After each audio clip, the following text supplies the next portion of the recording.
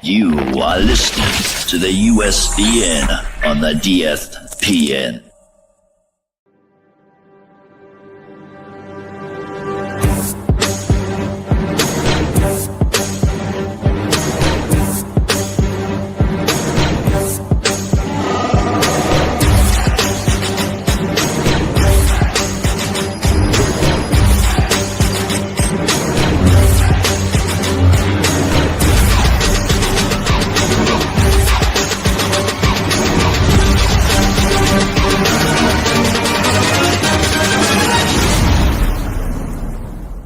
It's a trap!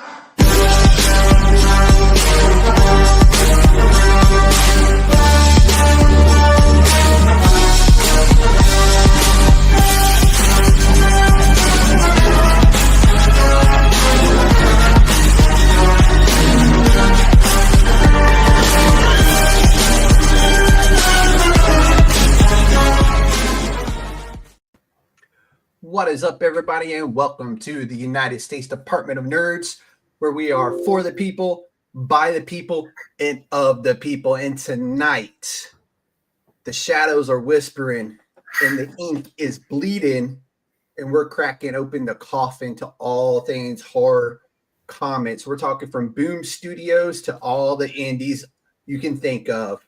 And as always, I'm the host, and joining me tonight is my good friend and artist and talented individual is Francisco Hnilo. We call him Fran. You can call him Fran as well, because he's a great guy who is always doing his part down in Argentina. See what I did there? Thank you for having me. That was my Starship Troopers reference for everybody. So, bro, we talked about this show when you were on last time earlier this year when we were talking about Vitellarium. Oh, yeah. And it just come about, and we keep in touch. We talk, probably, at least once or twice a month sometimes. And I was like, I built this busy schedule for October. I wanted to get a lot of indie horror comics interviews completed and done to stay with the theme of the month. And I was like, I can't forget about Fran because we want to do this show together. Oh, yeah. And here we are. Fran, how you been? I know you're going through a move right now and you're keeping busy, but what are you working on right now? Well, I'm still working on Vitellarium. I'm finishing it. I think I might actually finish the next issue today, or rather tonight. Which is cool because it's a very horror cosmic. It has some very cosmic horror fueled sequences in it that I'm very proud of. They are I think they are the best stuff that I've drawn ever. And now, is this the issue 0 or the issue 2? This is issue 0. Okay, perfect. Okay, I know what we're talking about then. Yeah, I got into paint some stuff in a radically different style, and played a lot with the sort of horror genre, which I love, and which is basically why That's why we're here tonight, man. Yeah, we arranged for this episode because we share the same passion for horror stories, horror comics in particular. I'm an avid listener of horror podcasts while I'm working. So huge consumer of horror media in general. So I'm excited. I'm pumped for this. Well, dude, let's dive into. I don't want to say they're the heavyweight right now, but they may be the heavyweight of horror comics, and that is going to be Boom Studios. Oh, yeah. And we'll do one that I know you just picked up yourself, and that's going to be Be Not Afraid by Jude Ellison S. Doyle, who, I mean, this story is like Children of the Corn and The Omen. Yeah. Had a beautiful evil baby, and that's what this story is basically. I know you haven't had a chance to read it yet, Yeah, but I know actually you're excited to pick this one up. I finally got my hands on it like yesterday. I haven't had the chance to read it, but I had gotten to read like a small preview, because the funny thing, the artist or one of the artists is from Argentina too. So I had He him is. Yep. on Instagram, and I was following him, and he shared it. And I got to read sort of the preview, and it was like, okay, this is the sort of horror that I'm really interested in. It's very atmospheric, very like just from the preview alone, you could tell that it wasn't just the comic book equivalent of a jump scare. It's more like the atmospheric, feel It really bad. is. I mean, you get like pictures of like plagues happening, the ground burning where this child walks. It's just like Children of the Corn or The Omen or something like that. And it is like the town itself is basically scared shitless of this child and the terror that he brings with him every time he is out. So, and basically what we're going to do tonight, I don't want to put this out here now, is we're going to basically list off comic books that we hope everybody, Gets to read, right? and to read. And I kept it more modern. That way, if you did want to go to your local comic book shops and pick this title up, you could, or you could still get it off the manufacturer's website. That's why I'm going to break it down each one by publisher.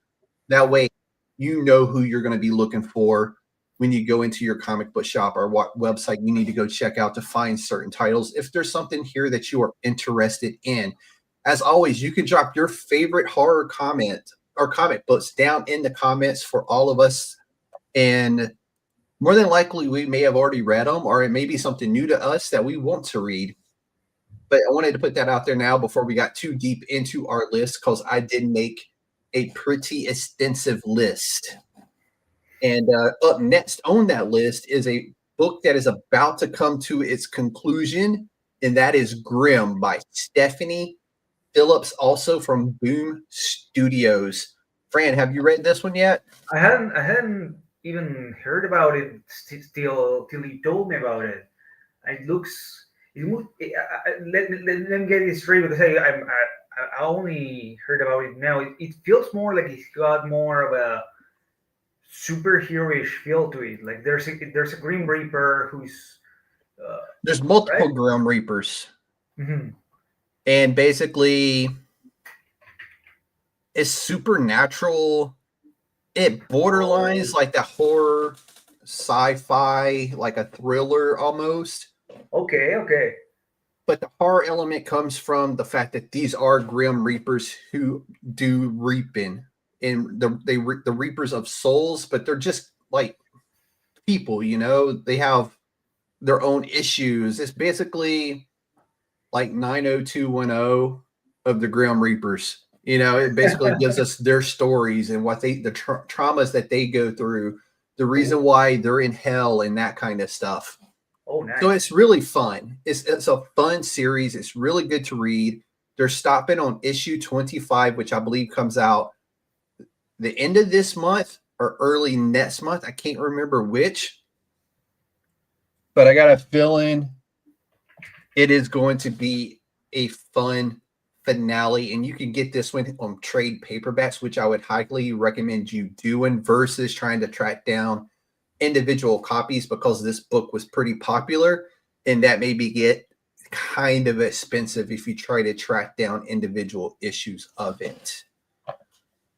I'm going to sort of throw a small recommendation in here, because it sort of this description that you gave me of Grimm reminds me of a separate comic book that is sort of I'm guessing it's not very well known in the US, but I know that it's being published by IDW, different publisher, but it's sort of threads the same lines as what you're describing for Grimm, and it's called Angela de la Muerte. Like Okay. and it's by a writer artist named Salvador Sanz, who's from Argentina, casually, and it's this story about this sort of they are an agency. It's basically about two agencies that are fighting each other, and there's this group of people who sort of are able to send their souls into different bodies and sort of inhabit them. Oh, And there's damn. this Grim, That's really interesting. and there's this Grim Reaper sort of character that is able to kill them in spite of them being in different bodies and being sort of So he's able to kill the Reaper inside the body.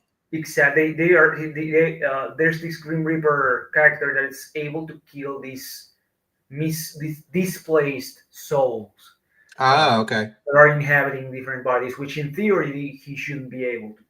And it's this sort of spy thriller horror story that I think probably falls, if for those who may know about Grimm or may be interested in that sort of story, I think that Angela de la Morte will be right into that same space. You'll have to send me that. I want to try to track that down.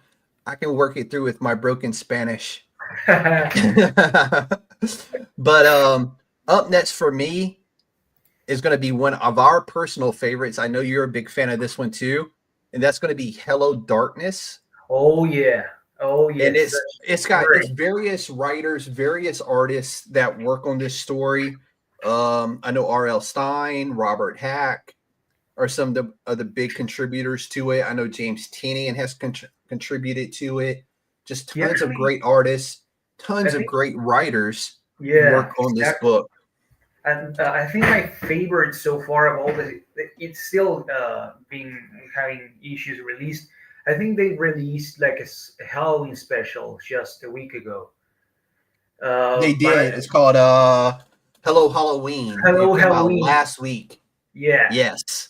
And it is an anthology series, so it's a little bit more pricey, but it is 110% worth the sticker price on the book because the stories are so good and they extend over multiple volumes of books.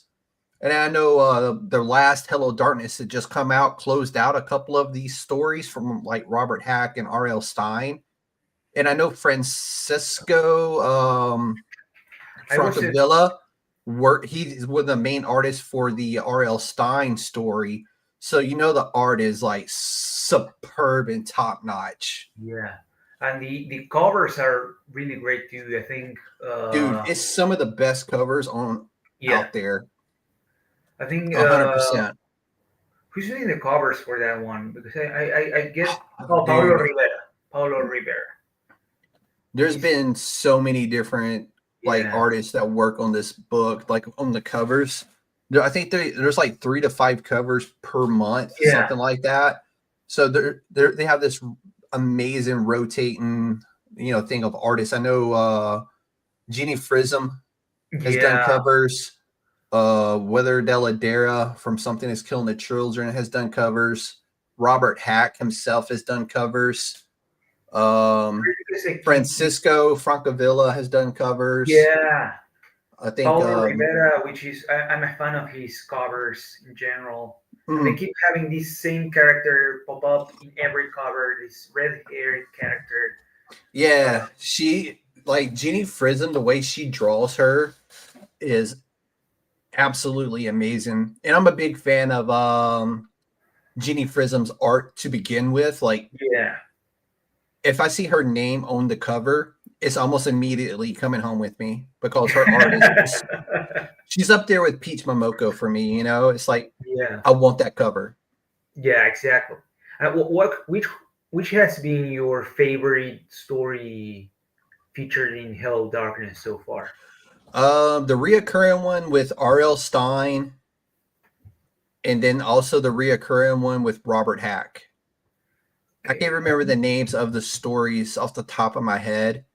It was like classic R.L. Stine. Yeah.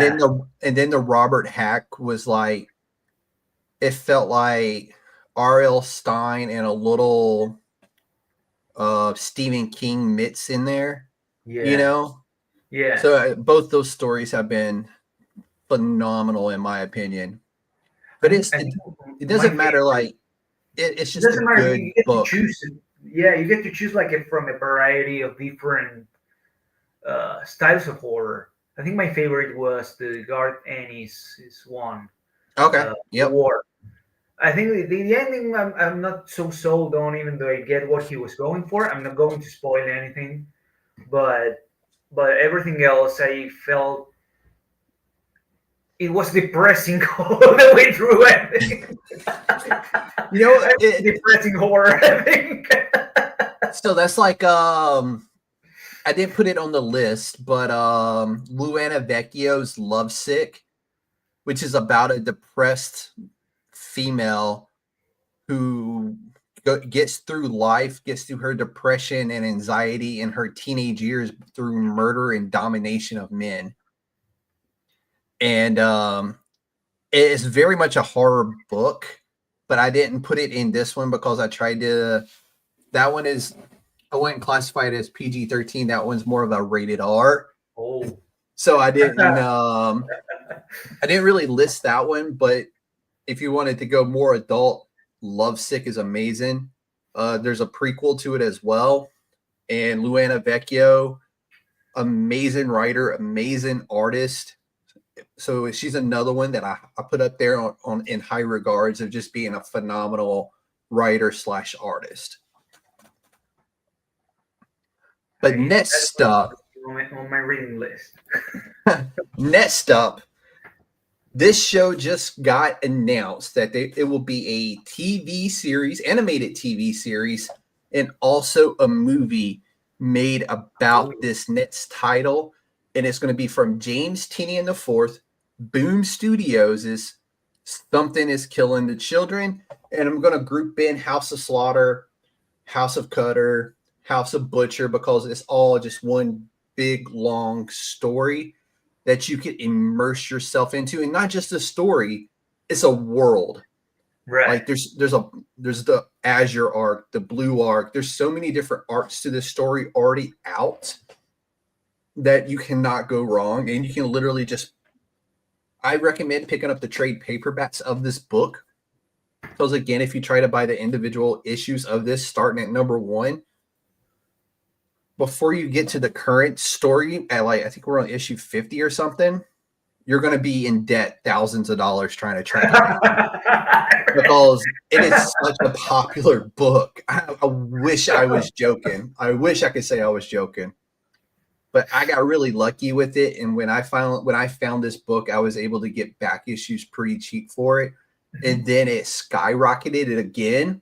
And now it's kind of like on the downturn a little bit, but I know with the announcement of the movie and the animated series that the prices on this book are once again going to skyrocket.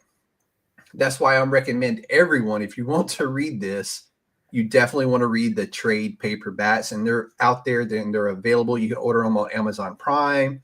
You can order them digitally from Boom Studios, but read it before you see it because it is absolutely happening. Something is Killing the Children is getting a TV series and movies. I haven't gotten to read that one. It's been on my list for a while now, so I'm going to.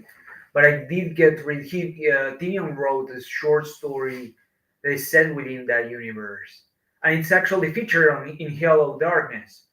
And it's been going on for a while. It's one of the continuing stories since Yep, I think that one's another one that comes to an end either in this last issue of Hello Darkness or the next issue of Hello Darkness. I do know that they're getting ready to kind of do a 100% like new fresh stories and start a new arc of Hello Darkness, I believe, because a lot of those stories are starting to come to an end. Right. I don't know how he does it because he consistently puts out lots of high quality horror stories. I know that you have more in your this whole list could have been just straight up a tribute show to James Tynion, but I didn't want it to be like that, but I could have easily had done it. And just because he's got such a good writing team with him right now over at Tiny Onion, which is his production company, and they are absolutely on top of their game right now. Oh yeah. With House of Slaughter ended finally, which I think he had a co-writer on it that finished out the story with him.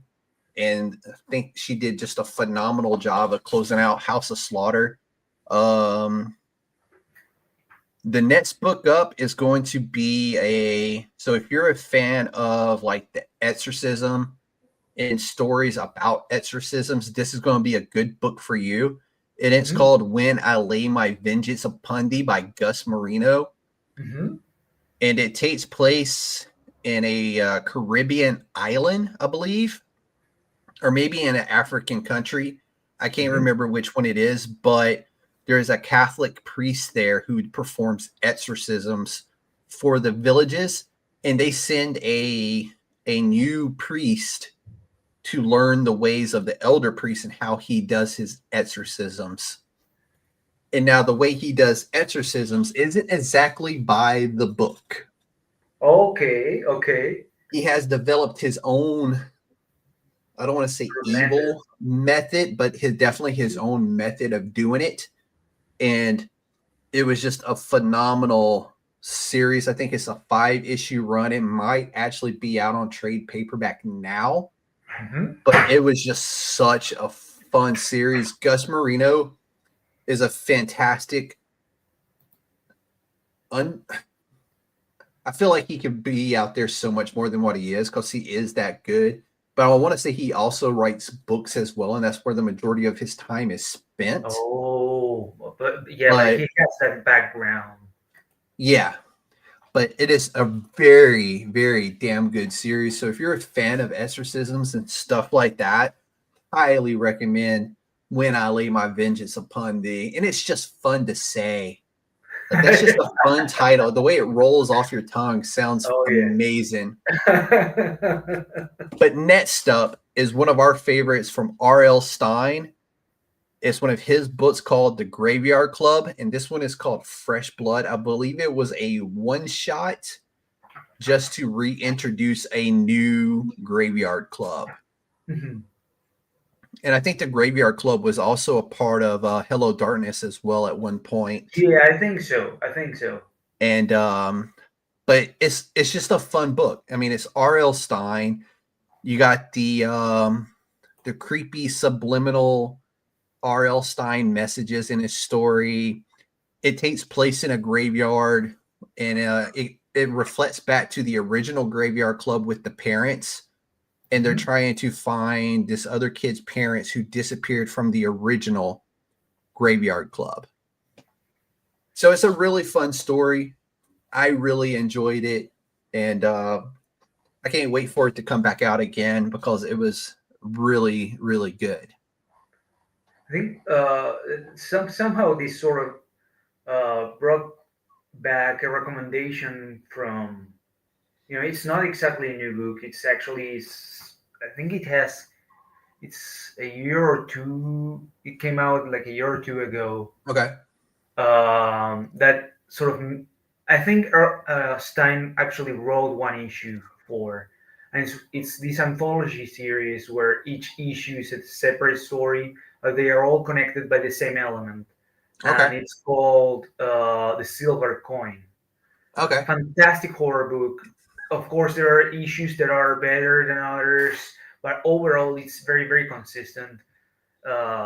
It features the eponymous silver coin that is it has this monkey paw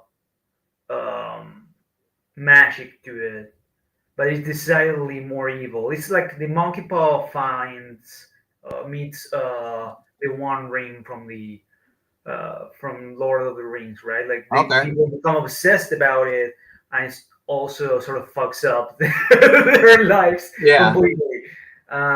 It's very grotesque, sometimes very depressing, other times sort of fun in the gory aspects of it. Okay. Oh, I like that, dude.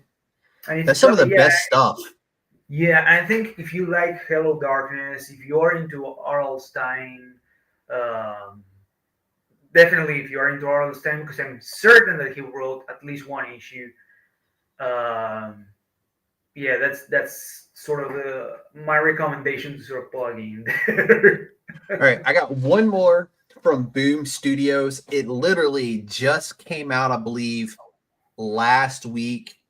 and it is called Marion Heretic by Teenie Howard, who you may know from the Rick and Morty series. But it is about a rogue nun who hunts witches. That sounds fun. I mean, it's got covers from some of the best cover artists out there right now.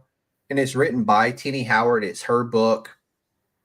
And it is absolutely amazing. So if you're a big fan of like The Last Witch Hunter or anything related really to like kind of that D&D feel, and then this would be absolutely a perfect book to check out. It's got very fun covers. The story is very action-packed. You get to know who Marion is. This could be up there with a comic book of the year, in my opinion. Oh, It could definitely be a top 10 contender, in my opinion. cool. Up there with like Exquisite Corpses and stuff like that. Oh, Exquisite Corpses. Which Think about that. we're going to get to that one, because that was another one that is phenomenal. But so that's my recommendations from Boom Studio. Fran gave you some recommendations from Argentina, which is really cool, and some Spanish comic books, which I'm personally going to check out, because I think it's really cool when you get to see comic books, or when you can get your hands on comic books from other countries. I think that's really cool to be able to do. And I've seen a few here lately that I'm really wanting to get my hands on from Italy. And they do great horror. Yeah, there's some phenomenal comic book writers and artists over there. I got one coming up a little later on who I think is absolutely amazing. But right now, we're going to be shifting from Boom Studios over to what could be one up there with some of the best horror genres out there, with EC Comics, which stands for Entertaining Comics, and Oni Press. They're kind of one and the same. Oni Press is with the EC stamp on it. So I consider them the same company, but I think they do different types of work, but not really. But they are definitely some masters of horror. And the very first one I'm going to recommend from them is called Blood Type. And this book is actually a spinoff from another book called Epitaphs from the Abyss, which is an anthology comic book written by various artists. And the writer of Blood Type is Karina Becco. I'm probably mispronouncing her name very badly, but the main character from Blood Type is actually from Epitaphs from the Abyss, which both of those comic books, Blood Type is about a vampire who finds her way to the Caribbean, to an island, like a tourist island, where people go missing all the time. So it's going to be remiss if a vampire starts taking a victim here and there to feed off of, because, well, this island, this resort island, is known for people disappearing. Right. Whether it be a shark or what have you, a drowning. So who's going to miss one or two tourists with a vampire feeding on people? But what she doesn't realize is that there's something else on the island who has also been doing that and was there before her and is now hunting her. Nice. So it is a very fun story. Karina, I think, is a very fun writer who brings different spins to things.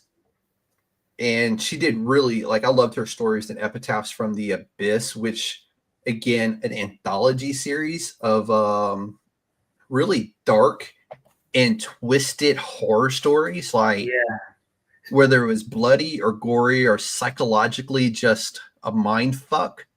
Epitaphs from the Abyss kind of had a little bit of everything in it. And so Epitaphs of the Abyss ended, and they brought out Catacombs of Torment, which replaced it, and it's the very same thing. It's just different. It's just a different name on the same book, basically. Yeah, but it's still written by the same aesthetic, even. It's the same aesthetic. It feels very 80s horror. Yeah. And that's what they're very much known for, is that 80s horror feel. Like all their comic books are that way. They look and smell and feel modern, but the content itself and the covers all feel very 1980s, 1970s.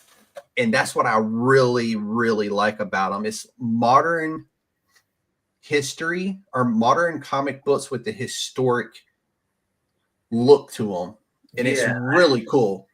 On that note, shout out to the cover artist for Epitaphs from the Abyss, Libermejo, who did a great job of sort of mixing his style that is very, very gritty, very, very. You can almost feel the grease on the skin of the characters, the blood on the, all the textures with these sort of more spectacular, gory, fantastical elements from 60s or 80s comic books. So what's really cool is that EC Comics and Oni Press, they have sci-fi books like this as well. It's that modern feel to like a 1970s classic. You know what I'm saying?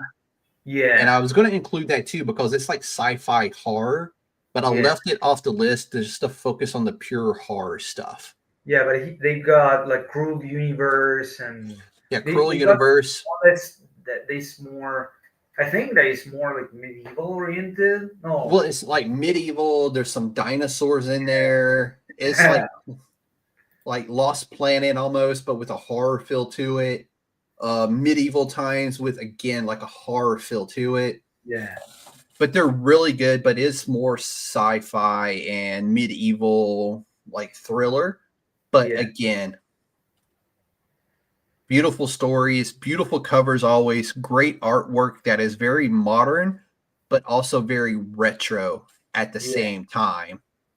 Yeah. And the last one I'm going to do from Oni Press, which is this story was absolutely amazing by Michael W. Conrad, and it is called Plague House. Oh, I haven't heard about that one. So basically, it's about a group of guys who go around cleansing haunted houses. Oof, that sounds.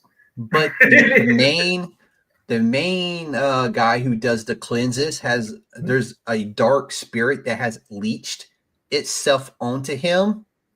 So it's basically following him. Yes, he did the exorcism on this one house where it couldn't be exorcised, but he managed to cleanse the house and to exorcise the house.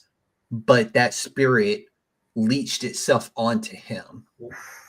And now it's killing his friends and those close to him. And it was a phenomenal story. I had the chance to meet Michael W. Conrad at a recent Comic-Con, and I missed him. Where his booth was supposed to be, it was moved, and I never could find him.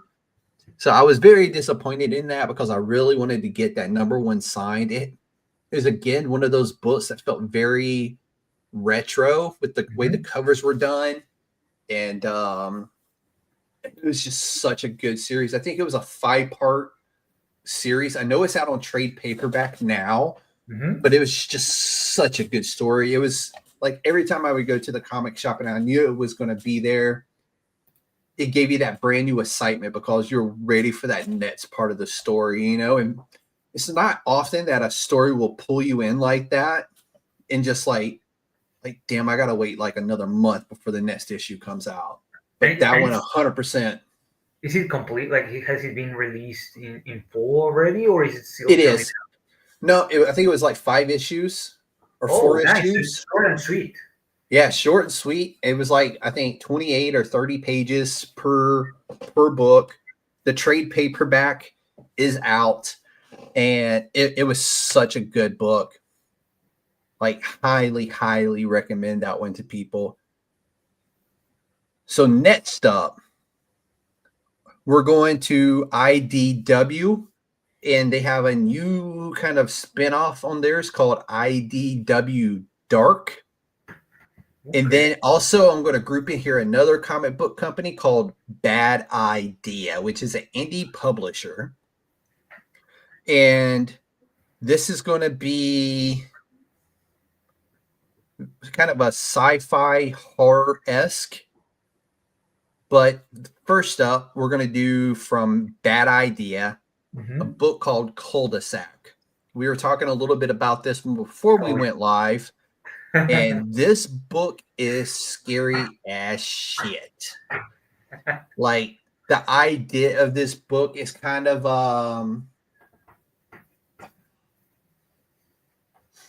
the house from It. Yeah. Yeah. The ones. So imagine the whole cul-de-sac kind of that way.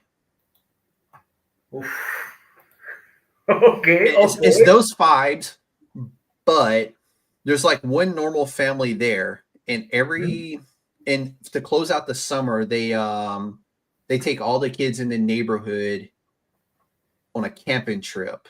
Mhm. And on the camping trip, it's realized that some of the parents sacrifice their children, like a family must sacrifice their children to appease the demons that haunt the cul-de-sac, basically. Right. That sounds like a So problem. it's a trippy book, man. And like I live in a cul-de-sac, so it's kind of like, Yeah, and the covers are gee, very nightmarish, honestly. dude, it's the one cover with the monster with the nails It's- coming in. I have that cover. Like that was like the cover I had to get. And it is absolutely a terrifying cover and a fun, weird, quirky story that literally gives you a lasting impression, and it's amazing.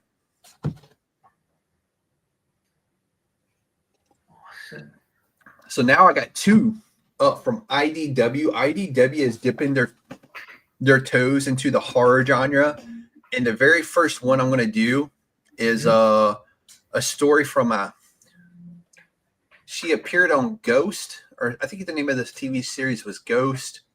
She's done other little smaller roles on TV, but her name is Hannah Rose May, and it's the Exorcism at 1600 Penn. And for those who are watching this later, 1600 Penn is the White House. Oh, I think So basically, the president is a female, and her husband is the first man, or wherever you want to call him, the first lad. And their daughter gets possessed by a demon who wants to start World War III through nuclear holocaust, basically. Nice. And so the whole premise of, I think there's like 5 issues or 6 issues, something like that. But the whole story is about them trying to exorcise the demon from her daughter to prevent World War III from happening. Well, they're trying to stop World War III from happening while also trying to exorcise the demon from their daughter. And like while they're trying to do that, their focus is obviously on their daughter, but the world around us is going to shit in a handbag. That's great because it sort of mixes the elements that I love from like the more supernatural aspects with the more, like post-apocalyptic stories, like the war in Hello Darkness from Garth Ennis, or Yes. and that's Or, a perfect match of this sort of thing that I love. Like News from the Fallout that has just come out. News from the Fallout, yeah, I've been following that. It's really good. I didn't list it on here. I really didn't consider it horror. To me, it's more of a sci-fi-ish, but it is about zombies. So I guess we could have included it. It's from Image Comics, which I think we're going to be doing next. But it's a phenomenal ongoing series. So, but also from IDW Dark, it's a book that I was supposed to talk about with CJ Loves Horror, but we had to cancel that show. Hopefully we can circle back to it. But it is called Event Horizon Dark Descent by Christian Ward. It is exactly what you think it is. It is based off the movie and the book of Event Horizon, but it takes place within the universe, and it kind of gives you more of the details of the individuals from the book or the movie as they go crazy. Nice. So it's giving you different character perspectives of their descent into madness. Nice. And before they start killing themselves, or killing each other. I was curious about that one because I know the IP from back when I was like a kid, and I was wondering whether it sort of expanded the story, like as They in did. It's an sequel. expansion of the story. Oh, it sort of adapts and expands rather than follow up the story. That's right. It's just literally taking place within that universe on the Oh, same ship, everything. It's really fun. Issue 2 just came out, I think, last week. So I haven't had a chance to sit down and read it yet. But that's mhm. 100% on my list to read here soon. Probably be with the very first one I read when I start reading October. So, but now we're going over to what can only be defined as the Masters of the Macabre, and that's Image Comics. Oh yeah. And we're going to start with another James Tynion book called Exquisite Corpses. Is it horror? Yeah. Kind of. Kind of. And here's why I listed it in horror. Think of it as shit, what's the name of that movie where once a year you can kill people, you can Oh yeah. rob. Yeah. I know. It's It- basically like that. yeah. But basically, what happens is the power families in the United States every year pick a small town and they drop the most dangerous, most murderous people that they can get their hands on, and they drop them in this small town and basically let them run amok. They can kill, they can rob, and it's basically the last man standing in the town is the winner. Yeah.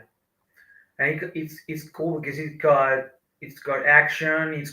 It's like a large uh, ensemble cast of uh, slasher films. Yes, Right? yes, It's like exactly. Grimm meets I don't know, Chainsaw Massacre meets, and it's all of them sort of versus each other. It's really Yes. fun. It's really really And fun. here's what is the coolest part about it. James Tynion, Michael Walsh, the two guys who are writing it together, they got together, created a card game based off Exquisite Corpses. Mhm. And they're playing the card game to determine who dies next in the comic book. Nice. Now that explains because here's a. I'm not spoiling it, right? But at the end of each issue, you got that sort of tier list with the versus the name of each killer versus the name of the other killer, and then you go to the next round whenever each one kills another one. And Yep. it's fun because you start to see when you're sort of anticipating who the finalists are going to be. So the only people who know are the ones who are playing the game with Tynion and Michael Walsh. And it's literally, I don't know if they're still playing the game or if they played it in one go to determine the order of the deaths, Mhm. or if they still get together once a week and determine, like, hey, let's play and see who's going to die next. I'm not sure. But there's also a polybag variant where you get a card from the game, like a killer's card. So at the end of it, if you have all the polybags, you have all the killer's cards, and you can play the game yourself. Nice. So it's kind of cool. And I put that on here, but it is more of a thriller, more. I consider it horror. I know some people aren't liking Yeah. it, some people aren't feeling it. I personally have loved it from issue 1, and I will put it in the top 10 at the end of the year, easily, hands down in my top 10. Yeah. I think if you like slasher horror movies, Yes, if you like particularly like Jason and Freddy Krueger, Michael Myers, imagine dropping all of them in a small town and just letting them run amok, and the last man standing is the winner. exactly. I think if you like this sort of sub-genre of horror, you're going to love this comic book. Absolutely. So next, we're going over to one of my favorite streets. And it's going to be from Ghost Machine and Image Comics, written by Jeff Johns. It is going to be Hyde Street. Oh yeah. So it's I've heard about the horror comic from Ghost Machine. It also currently has a spinoff called Sisterhood, it. and it also has another spinoff called Devout. There's been a few one-shots, but Hyde Street is the main book from it, and that's the one I chose to focus on.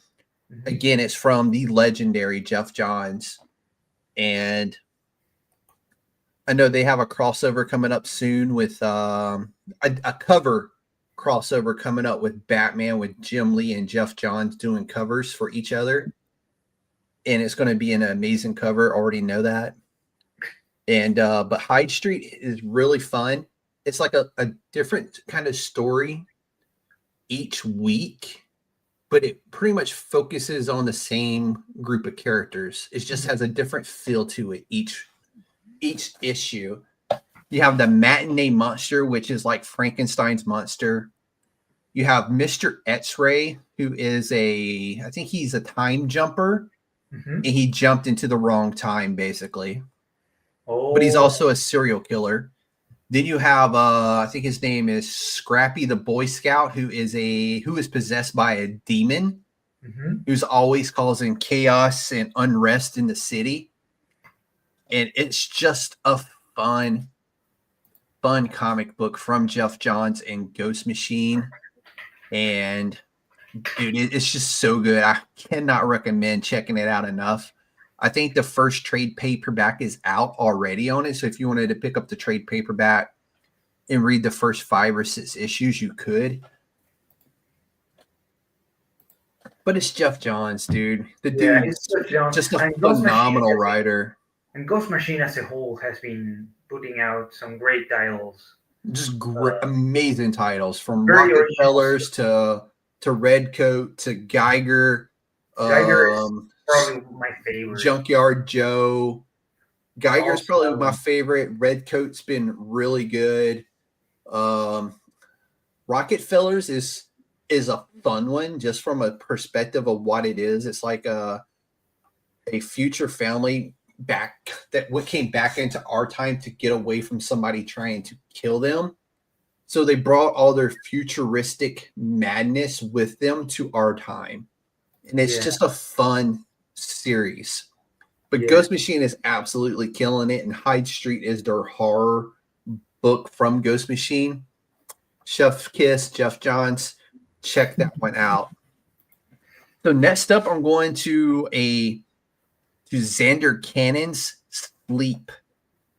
That's the title of the book, is Sleep. The main character, every time he falls asleep, he becomes a monster.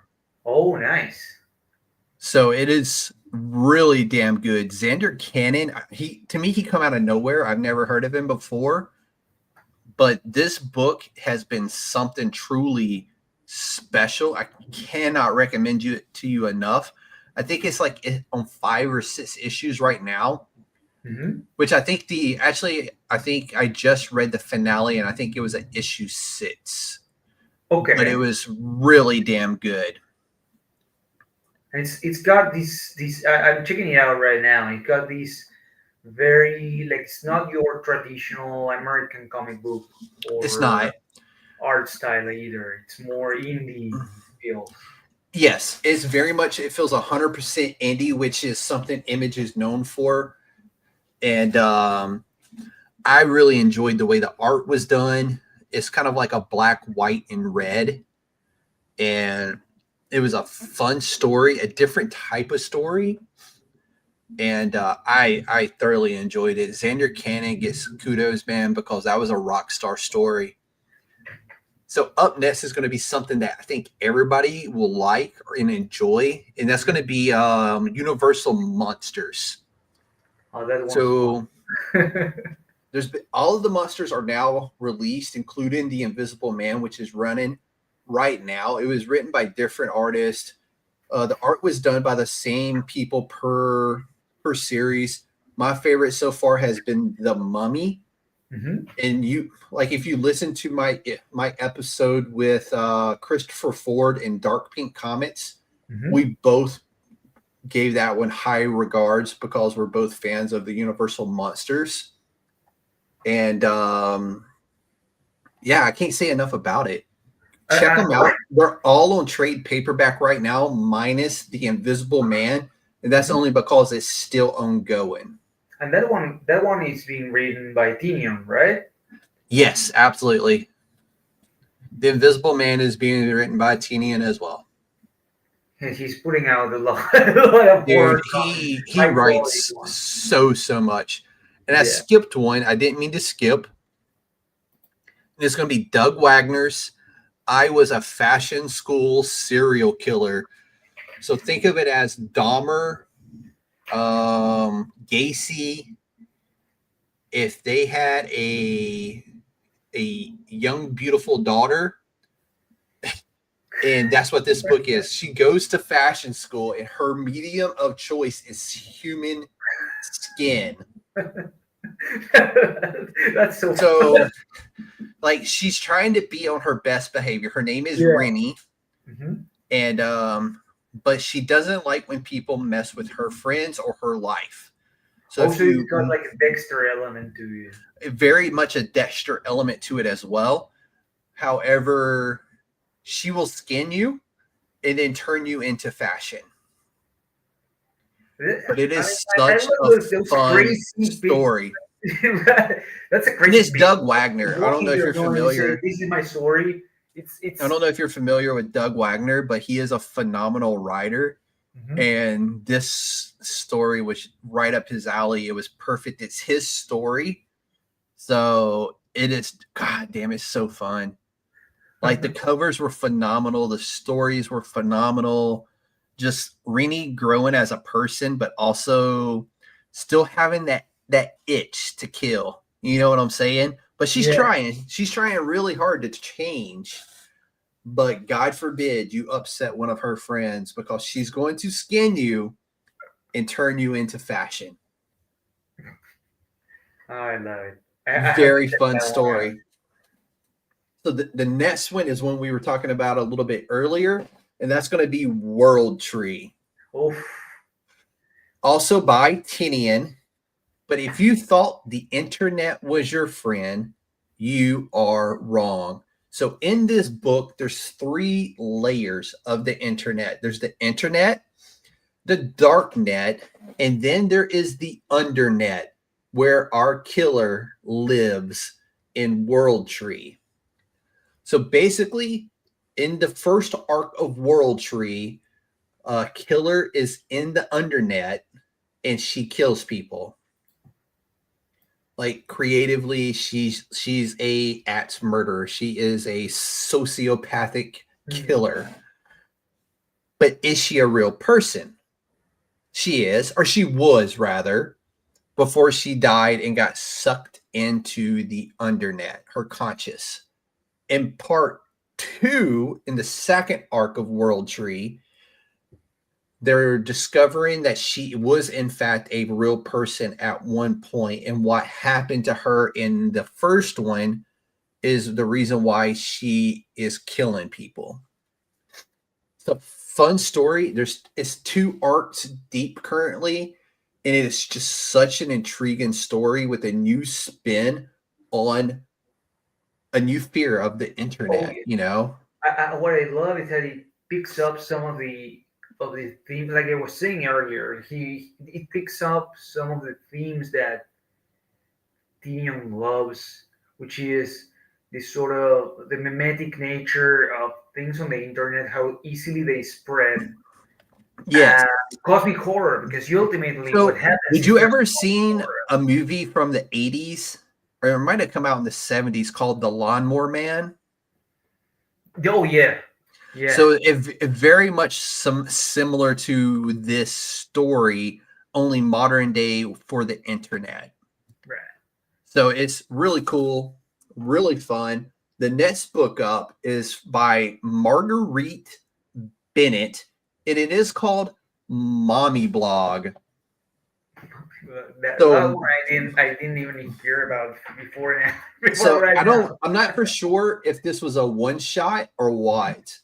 But basically, these it's about suburban moms and stay-at-home moms who want this perfect suburban family, perfect suburban children, and they will stop at nothing to have that perfect child, that perfect family, that perfect house, even murdering those who don't fit into their neighborhood.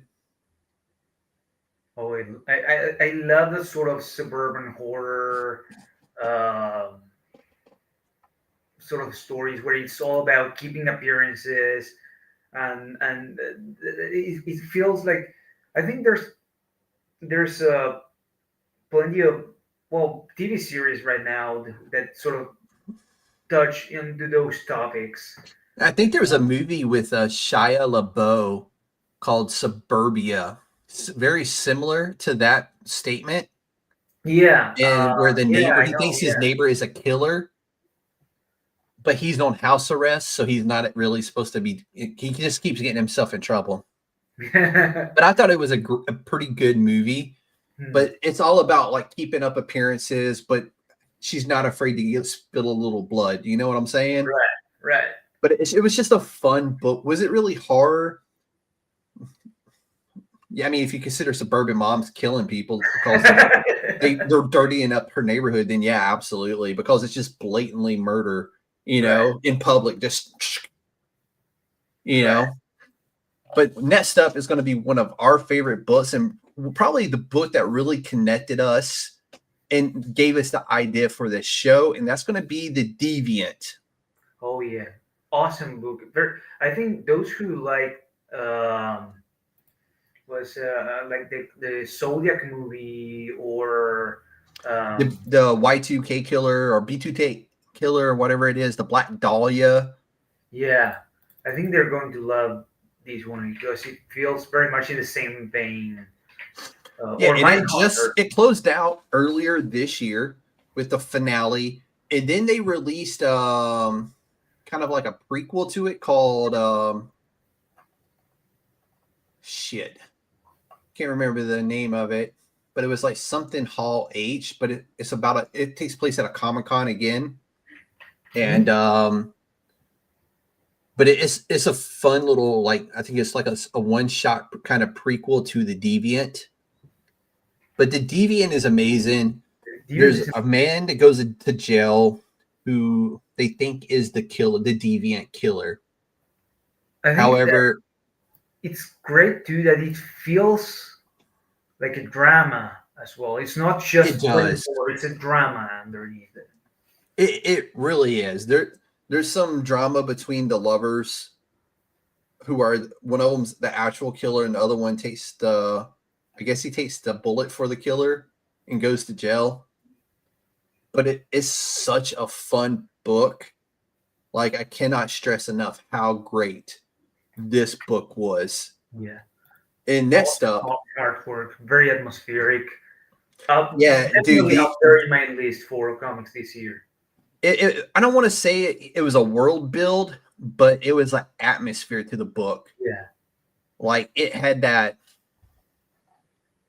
like, it felt like the environment was built for a serial killer.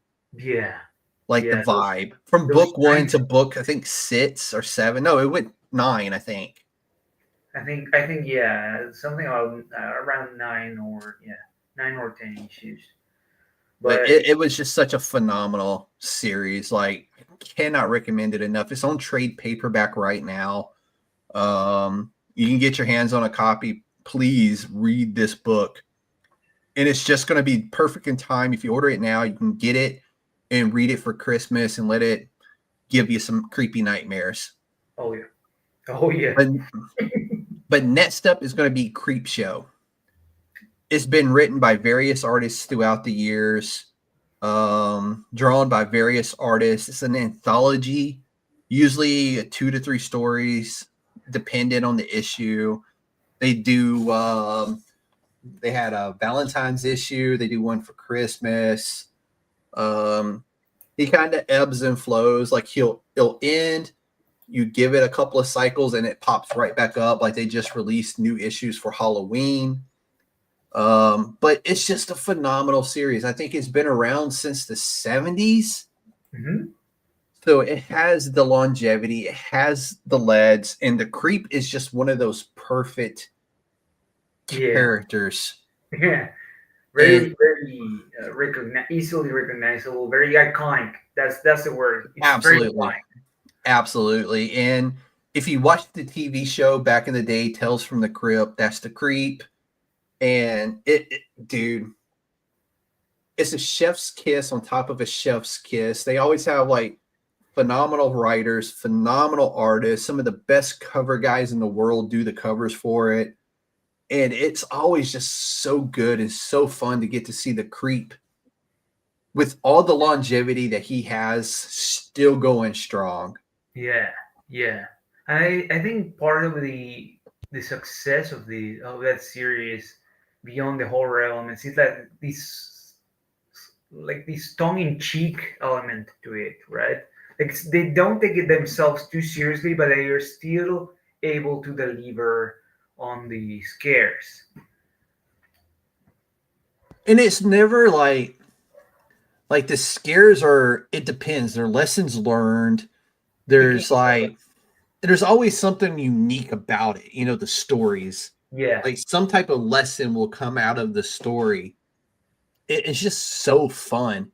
Like I cannot recommend, like you could just go pick up a trade paperback of Creep Show, volume 1, volume 2, it doesn't matter. Just grab a trade paperback of Creep Show and just let it take you for a ride. yeah, yeah. Like some of my favorite ones are the Christmas special edition. It's like they do for Christmas, but it's about greed and lust and vanity, and it's just perfect Christmas time horror. Yeah, it's like Those will always be some of my favorite issues. it's like a dark spin on "It's a Wonderful Life." Yes, Or a Christmas Tale. It's got yes. it's that but twisted.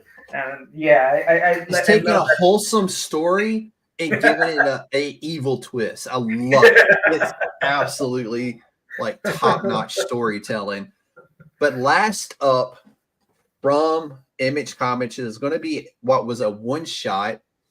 And it wasn't just a one-shot. It was magazine-sized.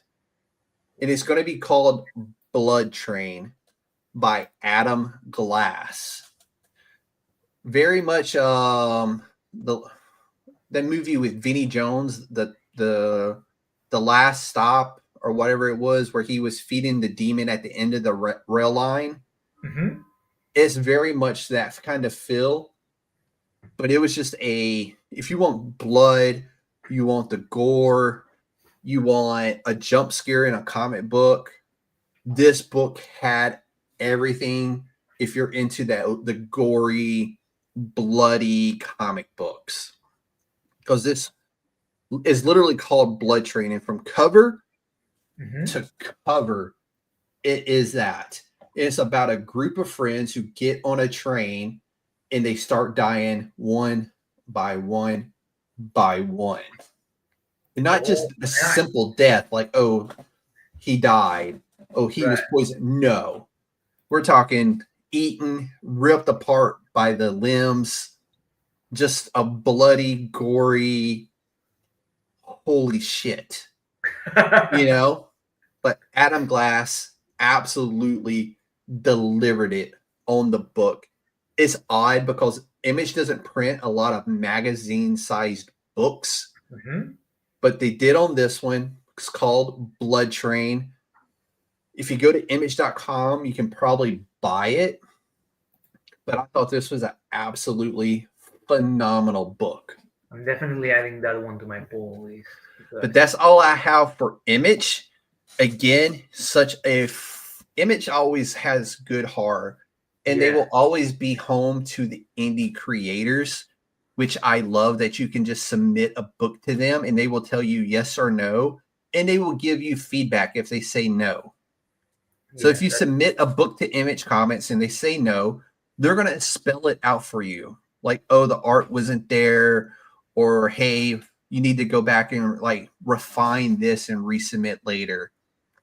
So they're very good about that kind of stuff, and I will always give my love and my money It's an Image Comics. So next up, this is going to be our last stop on the horror coffin, and that's going to be just some indie nightmares, man.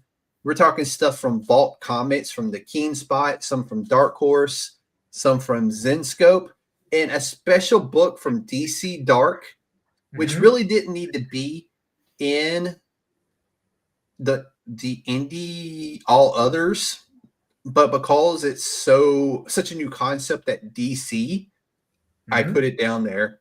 And we're going to start with it, and it's a follow-up to a previous book called The Nice House by the Lake. And this is the Nice House by the Sea. It's written by Jeff Loeb and James Tynion IV, of course. Of course. So basically, these books are about the houses, not necessarily the people, even though the people play a big part of it, but it's about the house itself and the way it has the ability to warp and twist people and reshape people. It was a fun series. I think it was like 5 or 6 issues. I know you can get both the Nice House by the Lake and the Nice House by the Sea, both of them in trade paperback. Both absolutely worth your money. Yeah, I would recommend buying both together because you can get lost with the number of characters. Yeah, absolutely. Because the characters are not the same. The house isn't the same. Yeah. Same concept, same types of scenarios. Sort of same universe. Yeah. I don't want to say too much, but it's sort of the same cinematic comic universe. Yes. But they're both just so much fun. Start with the House by the Lake first. I think that was a lot more gorier and sadistic and than darker. the Nice House, and darker, absolutely. Yeah. And I like it a lot more than the one by the sea. Yeah. I'm not gonna lie, I preferred the Nice House by the Lake, but the Nice House by the Sea also still a very good book. Yeah. Not to be missed. Artwork too.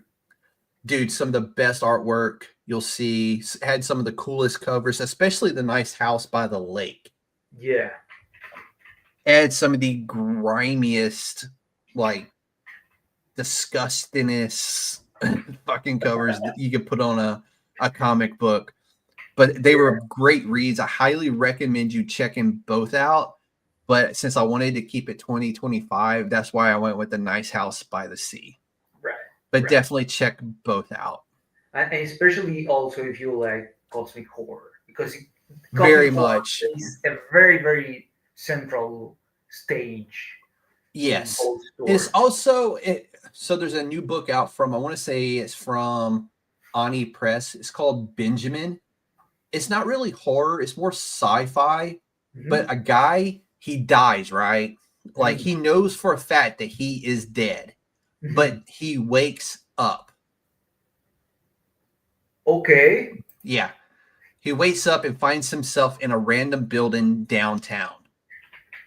And he makes his way back. It's like a sci-fi, I don't want to call it a horror, but the guy basically gets a new start at life. Okay. But he remembers dying. It's interesting because usually that sort of setup is played from a different perspective where people see their loved ones come back to life. And that story so it's has been 100% told so, through the eyes of the character Benjamin, who is the main character. Spectacular. And it's absolutely amazing, but it's got that element to it, that sci-fi world element to it. But I didn't put it in here because I did consider it more sci-fi, Right. even though the guy knows he's dead and knows he's given a second chance at life for some reason. Is figuring out the reason why he's been brought back. Right. So it's really cool. A recommendation there because it's also absolutely. sort of blurs the line between sci-fi and horror, and that's Department of Truth, which is also cash. Oh, dude. And it's still coming out. Perfect one. Spectacular. It's also very I would say it's also cosmic horror because it got these over. It taps into something that is I mean, it explores the death. knowledgeable. It explores the assassination of Robert Kennedy. It explores the death of Elvis Presley. It explores aliens. Basically, dude, the Department of Truth, and I'm glad you brought that up. It's also a Tinian, but oh my god, it's really it's all over the place, kind of. Yeah, it's But every it works. yeah, it's every conspiracy theory rolled into one large story that sort of connects them all. Yes, Which is great. which I have first print issue 1, Department of Truth, signed by Tinian, slabbed and on my shelf over here. That's a treasure, right? And when I found it, it was when the Department of Truth kind of was on that skid in the lower price realm. Mm-hmm. So I was able to get it for less than $100. So I was not upset with it at all. Anytime you can get a good deal on a slab comic like the Department of Truth, or really anything signed by Tinian, which I know Tinian is doing a signing tonight at one of the comic shops, I think in New York, with the whole Tiny Onion crew. So I think that's really cool. So if you're up there, I think it's called One Eye Comics or something like that. Tinian is there with the Exquisite Corpses crew and the Tiny Onion crew doing autographs. I'm jealous of all of you. Go get autographs out there. Which I've not got to meet him. I really want to meet him and just to be able to shake his hand and be like, dude, you are redefining and defining what it is to do comic books. Yeah. Granted, he gets some hits and some misses in there, but for the most part, I don't think he's really missed. Yeah, no, I think for the most part, there's another one that I haven't read yet, but I've heard lots of good things about. What is it? Spectrograph. Okay, yeah, no, I've heard about that one. I haven't read it yet. Yeah, and that one I want to read because it's also he sort of touches on several of the same themes along his bibliography. But he always finds a different in for those topics. He does. So he has a really good way of blending genres. Yeah. I think horror is really his horror with a sci-fi edge to it. It's kind of like his forte. Yeah. But up next, we're going to go to Zenscope. It's going to be Grimm Tales of Terror. It's mainly written by Joe Bruscia.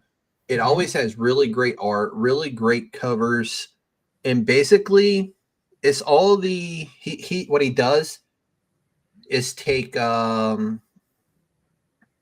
legends and puts a spin on the urban legends. Oh, nice. And you know, it's he does use the female covers to his advantage to sell. Even though they're not the character, well, they can be the characters in the book, and they are often. But it's, I don't know, dude. It's one of those where he could put anything on the cover, and the story is going to be good. Like he did, what was the last one he did that I can remember? Like the Devil's Chair in Florida. He wrote a story about that. It's really cool. He just takes these really cool urban legends and urban myths and puts them in a real world scenario into a story. If that makes any sense. He just does it in a really cool way. Yeah, it's funny because it's like the same technique, let's say that Tinian uses for conspiracy theories, he uses for urban legends, right? Yes, absolutely. And he just does it in a way that, like, I don't know, man. I just really enjoy what Grimm Tales of Terror does with urban legends and like the redefining it, you know, and making it something this it's the same, but it feels different, you know. But up next, I want to go to Dark Horse, and it's going to be a book called, I don't know if this came out in 2025 or 2024, but it's by Clay McLeod Chapman, who is a brilliant horror writer. Like, his horror books are some of the best I've ever read. But the name of the comic book is called Seance in the Asylum. So think of it like it's one of the seasons of that show on FX. American Horror Story. American Horror Story. Right. With this one where they're in the asylum. Mm-hmm. Think of it like that, only from a exorcism point of view. Nice. And that's what you get with Seance in the Asylum. And it's like, are these people dead? Are they alive? The lines become so blurred for your main character that they don't know anymore. It feels like it's a bit like gothic horror element. It's very much got a good gothic horror element to it. And Clay McLeod Chapman, a very nice guy, very awesome guy. He's always full of energy whenever if you follow him on Instagram. He's just a really cool dude, very humble. But I know there's been multiple short stories made out of his or short movies made out of his books. And he just, like, I think he's got a movie coming out based off his book called Ghost Eaters, I think is the name of it. So I wanted to shameless plug, not just because I love the comic book, also just because I think he's a phenomenal writer in general. So shameless plug, Clay McLeod Chapman. Check out his horror stuff because he does it so damn good. But also from Dark Horse is going to be another Tinian book called Let This One Be a Devil. It's basically about the urban legend of the Jersey Devil, about a lady who gave birth to a demon child that turned into the Jersey Devil. And it's just it's basically, it gives you the story of how the urban legend of the Jersey Devil came to life. And I want to say he's doing a whole series based off of excuse me, I'm so sorry, about urban legends like that. But he started with the Jersey Devil. Well, once again, you see, it's the same thing where he's picking these themes that he's interested in. He's interested in conspiracy theories. He's interested in these sort of urban legends. I like that when writers, especially horror writers, do that. They bring. And he does it like better than anybody else. Yeah, and he's doing it consistently great. Yeah, like, I know he's got a phenomenal team with him at Tiny Onion, and they together have put together something special over there. But next up, we're going to go to we're still in Dark Horse. It's going to be Mark Miller's, Mark Miller, Vatican City. Now I'm putting it on here, even though I was disappointed that it was only a 4-issue run. But it's about a group, like, basically the world ended because of vampires. Okay. And there's an artifact buried deep within the Vatican that they need and they want. So basically the vampires sweep the planet of all human life, except for those within the walls of the Vatican, which is the sacredest of sacred ground that they cannot enter on their own. So basically it's 4 issues of them trying to get the humans to become one of them by going to get this artifact that they want. But it got rushed because I know Mark Miller was trying to close out projects so he could go work on a bigger project, which I think is a TV series. Well, he always, the one thing that Mark Miller, whenever he actually sort of what's the expression, like, he actually locks in. Yes, he delivers consistently good, like, blockbuster film, like comics that feel like a blockbuster film, No, right? absolutely. And I think that's where he Bugsy in left is there is great. because When he somebody doesn't was walk. taking one of his comic books and converting it to film, and Yeah, he's the producer on it.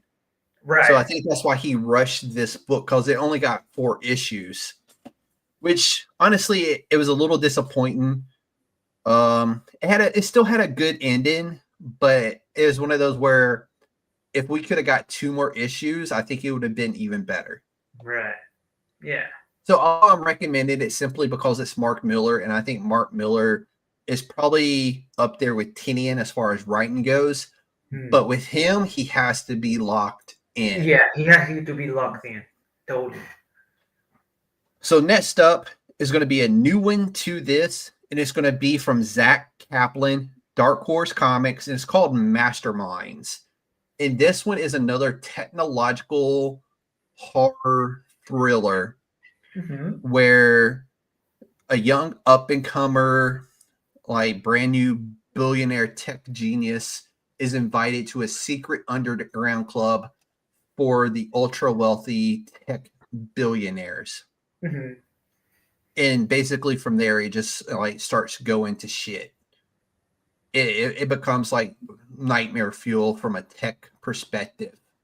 And like the him trying to get into this club and like what he must go through to be a part of this club. It goes haywire, basically. So I'll leave it at that. But the covers are really cool. The art is phenomenal. Zach Kaplan, I think, is a phenomenal writer. But up next, we're going to Italy, my friend. And I think, so I just found this year, there are a lot, and I do mean a lot, of really, really good Italian writers and artists. Oh, yeah. Like, phenomenal. Like, they're top notch. Like, where have they been all my life, and why didn't I know they existed? I mean, you know there are like a lot of good artists in Europe and a lot of good writers in Europe. But I'm disappointed that I'm just now discovering them in 2025 when I could have been enjoying them a lot longer. Better late than never, right? You're absolutely right. But so this one is going to be called Don't Run with Scissors, and it's by Francesca Perillo. Yeah, I think it's Perillo. And it's by the King Spot. And basically it's about a small town sheriff who, like, all of a sudden murders start happening in the city and that kind of stuff. But it has really fun, quirky covers by the main artist. It was just such a good series. I don't want to give a lot of it away, but if you're into like small town, like murders and that kind of stuff, but with a sci-fi horror twist to it, this is the perfect story. Francesca, like I've discovered some of her other writings as well since then, and she's brilliant. And I hate myself for not knowing about her sooner. I have to check that one out. I'm certain that Italian comic books are. I think she writes other things as well. Yeah, I think some European comics get here more so. I think we're being cheated out of a lot of good comic books right now because the postage is so high to get stuff over here. But I really do want to go back and start finding more of the Italian stuff, especially their horror, because it's different and it's fun. Yeah. And not only them, but Portugal as well, I think has some good ones. Portugal, but next up, France, the UK, I know for a fact has a lot of really good, talented writers and artists, and I know a handful of them. I've had them on the show before. So, but yeah, we need more of them. I want to discover more of them. Yeah. But next up, we're staying in the Keen Spot. That's KEENSPOT. Very much an indie publisher, and very much, I think, producing some really good work this year. This has probably been one of their best years I've seen. Mm-hmm. And the next one is going to be from Mark Spears. Yes, that Mark Spears, who produces some of the coolest villain covers you will ever lay your eyes upon. He has such a unique way with how he draws villains. He's okay drawing heroes, but his money to me is with villains and monsters. And that's the name of the comic book we're going to be talking about. It's Monsters. Think Universal Monsters. They're all there. This story takes place in a small town, and these kids discover Mr. Crowley's house, Mm-hmm. and the Wolfman and Frankenstein, the Bride of Frankenstein. There's vampires, you name it. It's his own really cool spin. So basically, back in the day, he made a board game or a card game Mm-hmm. based off the Universal Monsters. Mm-hmm. He then turned that card game into this comic book called Monsters. Mm-hmm. It started out on Kickstarter. Like issue 1, the only way you could get it originally was through Kickstarter. It Mm-hmm. got funded. Then the King Spot was like, hey, we want it. Can we pick it up from you and print it for you and do all that? And hence now the King Spot has Monsters. They rolled the dice, and it come up perfect because this book has just been amazing. A really cool story told from Mark Spears. Mm-hmm. The art's amazing, of course, because it's Monsters and it's done by Mark Spears. But yeah, it's very special and it's very cool. And I'm going to end this with something from Vault Comics, Mm-hmm. which I think Vault is very much underrated from a sci-fi and horror related fields. Mm-hmm. I think they could be bigger than what they are. Mm-hmm. And that's just based off what they've done this year. And that's going to be a book called Lilith, and it's by Corin Howell. Mm-hmm. It's basically about the demon Lilith, and she's after this book that is owned by this young lady, but she needs that book to get herself back to hell. Mm-hmm. It's a fun story. There was a hiccup with the printing on issue 3, I think. So it almost didn't get finished because I don't think they really wanted to go back and fix the misprint, but thankfully they did. It delayed it about 4 months or 5 months, I think. But then it finally got back on track and they finished it.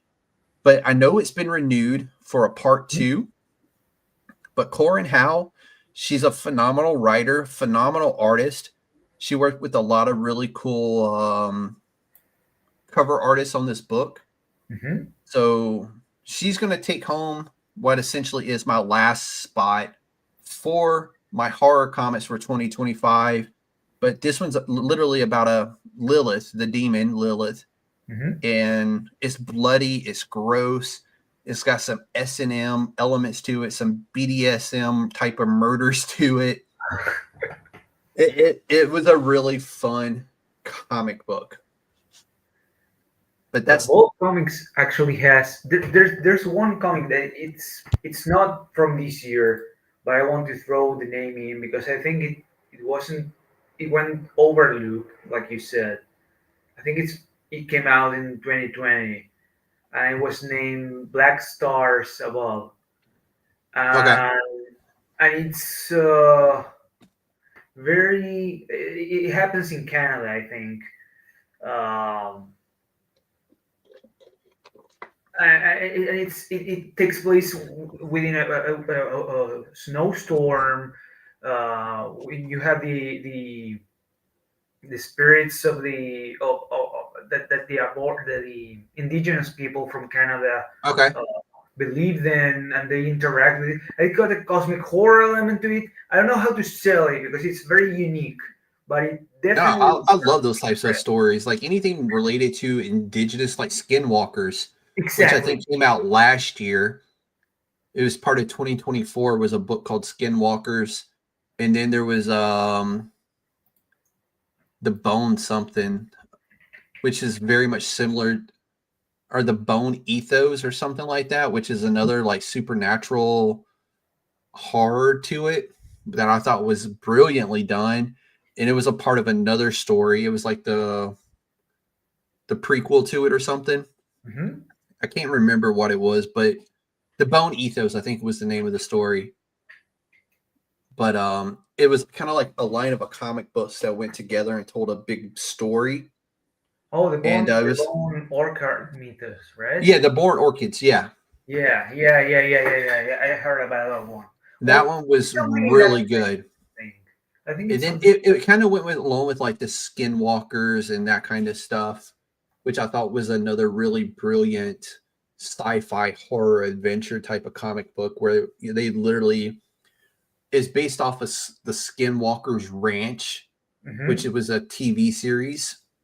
Is basically like what they think they experienced.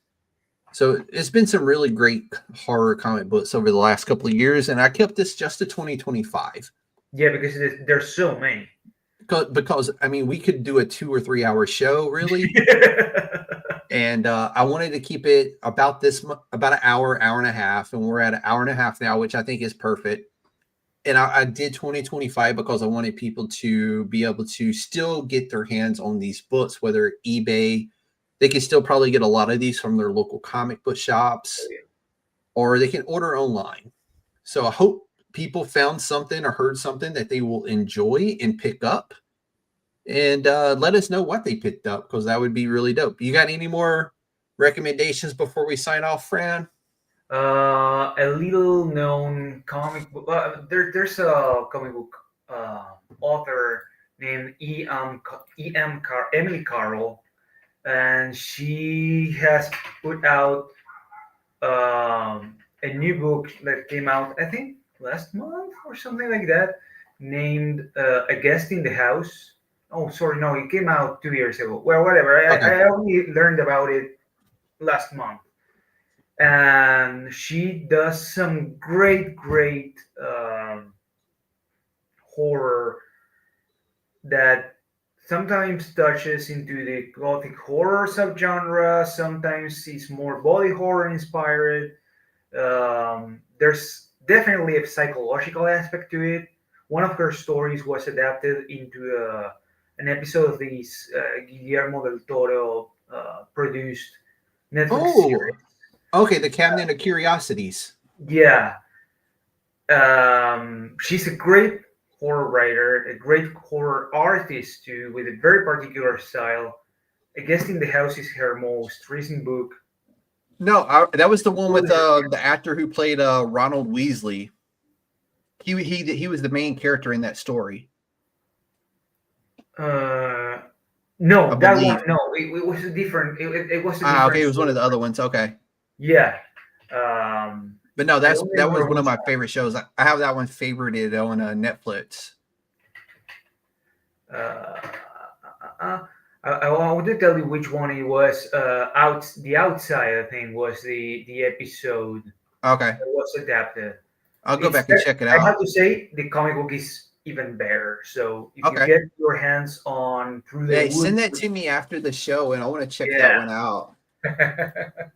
But that's all we have for the horror recommendations for 2025. I hope you found something that you would be interested in and pick it up. And if you do, make sure you let us know, man. Shoot us a reply on this on YouTube or Facebook or Instagram. Let us know what you picked up from the list if you decided to pick something up. But with that, Fran, tell everybody where they can find you. Well, you can find me in Instagram at FAH Draws or as Francisco Hnilo everywhere. It starts with an H. It's easy to find. Yeah, and I'm drawing as a comic book artist on Vitalirium, which is a great sci-fi. Amazing sci-fi series. You and Yeah, Nick. Nick. Holy shit. Thank you. Nicholas Keaton Casbaro. Phenomenal. I know he's doing the tour right now. He's been at so many cons this year. I'm super proud of the dude for coming into an element that he wasn't familiar with, both with just sci-fi writing in general and making a book and going, let's make it a comic book too. He's absolutely killed it on both sides of that. I know he's working on book 2 while simultaneously working with Fran here to do the comic book as well. So shout out to Nick. You're a boy. We love you over here. I know I talk to him probably once a month as well. So I try to keep in touch with people that have come on the show, and they've been two of my favorites, hence why Fran is here tonight. Fran, we're going to do this again soon. I promise you. But until then, and to all our listeners, keep those lights dim, your comic books bad, and remember, every good horror story begins with curiosity. So until next time, which will be tomorrow, we'll be back for another indie comic book review and interview with the writer tomorrow night, 7 p.m. So make sure y'all tune into that. But this is the chairman signing off from the United States Department of Nerds. Until next time, behave yourself out there, people.